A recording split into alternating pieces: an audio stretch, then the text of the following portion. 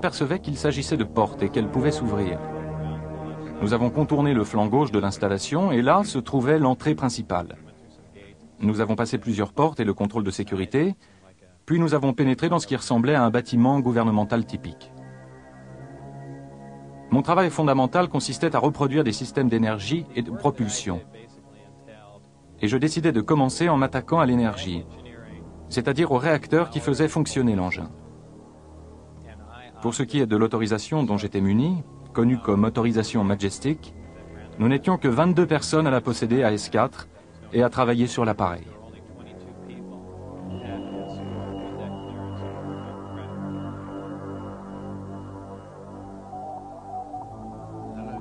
L'endroit où il travaillait à la zone 51 s'appelait S4 et se trouvait à Papoose Dry Lake Bay, à quelques minutes de Groom Lake. Lorsque j'y étais amené en bus, nous contournions généralement l'installation jusqu'à son flanc gauche et nous rentrions par la porte qui se trouvait là. Et pour la première fois, l'une des portes du hangar, celle tout au bout, était ouverte. Le bus s'approcha, s'arrêta, et visible comme le nez au milieu de la figure, dans le hangar, occupant presque tout l'espace du hangar, se trouvait la soucoupe. On aurait dit quelque chose tout droit sorti d'un film de science-fiction. Et on s'est arrêté, on est sorti. Et pour la première fois, on m'a laissé franchir cette porte. Et tandis que je marchais, je pensais, eh bien voilà le nouvel appareil d'avant-garde sur lequel nous avons travaillé. Et voilà pourquoi les gens continuent à voir des soucoupes volantes. Il s'agissait des nôtres, et nous les mettions simplement à l'épreuve, probablement durant toutes ces années. Et comme je marchais à côté de l'engin, je posais ma main dessus. Je me dis que c'était du métal parce que c'était froid, et donc je pensais qu'il s'agissait d'une espèce de métal. Et de fait, il y avait une ouverture, car le panneau d'accès était tiré.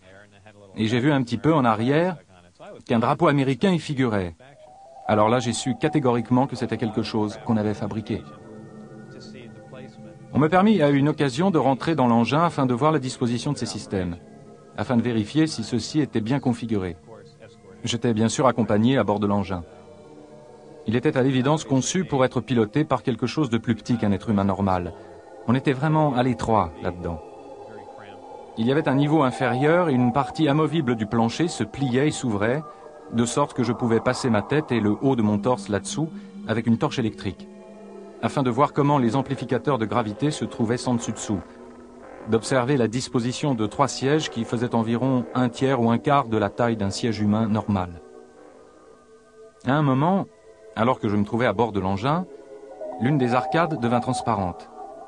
Il y avait quelques techniciens en train de travailler sur quelque chose d'autre dont je n'avais pas connaissance.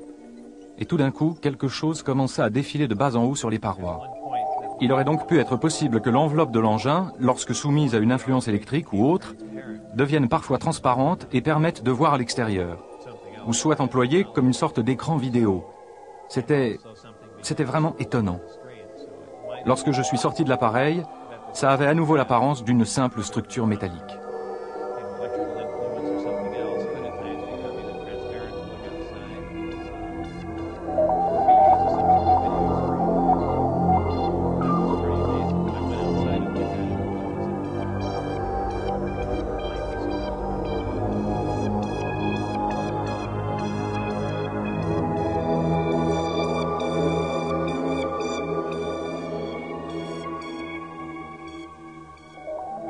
Des tas de gens disent « Eh mon vieux, ça a dû être excitant de rentrer là-dedans », et je réponds toujours que ce n'était pas le cas.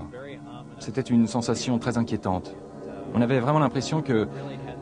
Parce que c'est tellement... Je sais que ça peut avoir l'air bête, mais ça n'avait rien d'humain là-dedans. Il n'y avait aucune arrêt de vivre. C'était comme si tout avait été fait en cire, puis un peu chauffé et ensuite refroidi. Toutes les choses possédaient des courbes lisses. Même les sièges avaient l'air de fusionner avec le sol. On aurait dit que tout l'engin avait été moulé par injection.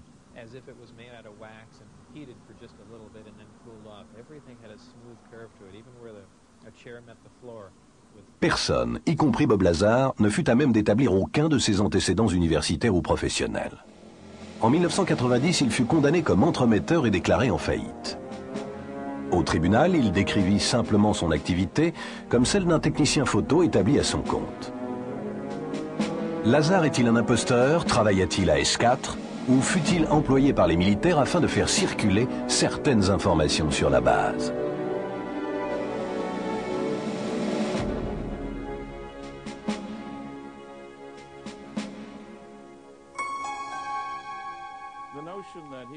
L'idée qu'il serait un grand allumé et dans le même temps le parfait scientifique pour bosser sur un tel projet relève de la science-fiction. Primo, il n'y a aucune raison d'affirmer qu'il est un scientifique. Pas de diplôme, pas de papier, pas d'appartenance, rien. Secondo, j'ai travaillé 14 années durant dans la sécurité. Et je peux vous dire que les services confidentiels prennent la sécurité bien plus au sérieux que ça. L'une des choses étranges qu'il affirme, c'est que seulement 22 personnes travaillaient là-dessus. Allez, il y a plus de gens que ça pour travailler sur une nouvelle souricière gouvernementale. Quoi qu'il en soit, ça n'a pas de sens. Vous savez, il y a tous les ingrédients d'un récit rocambolesque, de quelqu'un qui, dans sa tête, se croit plus fort, plus brillant et plus rapide que tous les autres.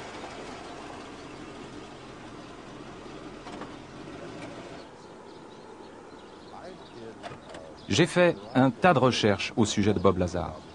Je l'ai réellement rencontré. J'ai obtenu une copie de son formulaire, dit W2, l'un des documents IRS liés au salaire. Son formulaire spécifique indiquait qu'il travaillait pour le service américain du renseignement maritime. Mon enquête sur ce document et sur les affirmations que fit Bob Lazar forme le résultat de recherches très strictes et très rigoureuses. Je contactai le département américain du renseignement maritime et vérifiai qu'en effet, ils étaient certainement responsables de l'émission de ce formulaire W2. J'examinai la question auprès du service des recettes fiscales. Voici ce qu'ils m'ont dit. Leurs mots exacts furent « ça a l'air vrai ». Ils me dirent qu'il s'agissait d'un document authentique, pas de quelque chose de contrefait. Il y avait un tas de nombre de numéros de contrat et autres figurant sur le document. Et lorsque je fis des recherches sur ces derniers, il s'avéra qu'il s'agissait de numéros recensés hautement confidentiels. D'ailleurs, le service des recettes fiscales se heurta à un mur lorsqu'il tenta de retrouver le véritable employeur associé au document.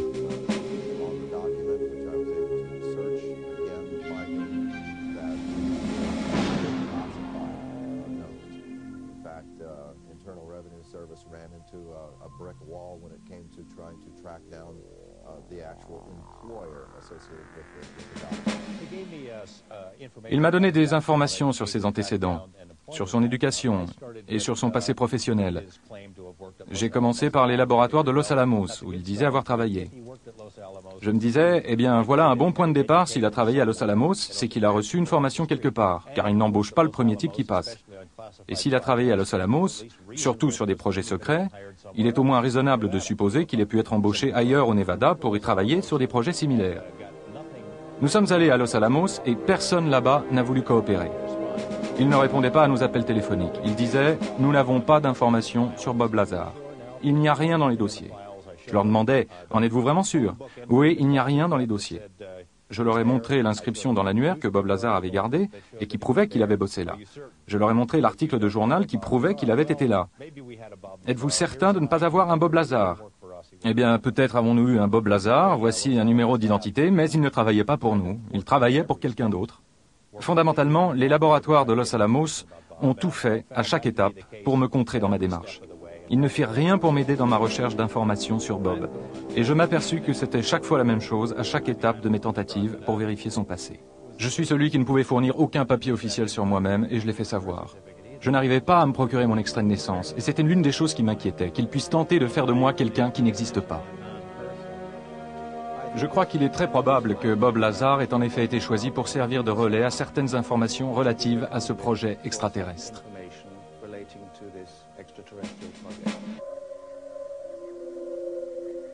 Un jour, Bob Lazar vit une soucoupe volante effectuant un vol d'essai dans le désert. Je fus emmené dans le hangar durant l'un des essais de courte durée, et l'engin se trouvait déjà à l'extérieur, à l'emplacement du lac. Il décolla silencieusement et se dirigea de ci de là durant quelque temps, puis se reposa au sol. Et cette chose immense était vraiment une merveilleuse vision. C'était comme voir une maison quitter tranquillement le sol. Vous ne pouvez imaginer l'énergie requise pour y parvenir, et sans aucun bruit du tout. Il y avait une sorte de communication audio avec l'engin, et donc je ne peux qu'en déduire que des humains se trouvaient à bord, et que d'une manière ou d'une autre, ils avaient réussi à s'installer dans ces petits sièges. À l'évidence, ils savaient comment manœuvrer les commandes qui s'y trouvaient, ou avaient inventé les leurs, ou les avaient améliorées avec quelque chose.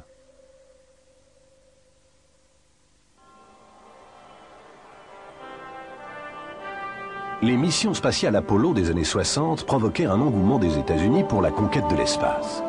Mais tandis que les meilleurs astronautes du pays s'élançaient dans les cieux à bord de fusées conventionnelles, le président était-il au courant de l'existence de soucoupes et de systèmes de propulsion qui étaient littéralement d'un autre monde?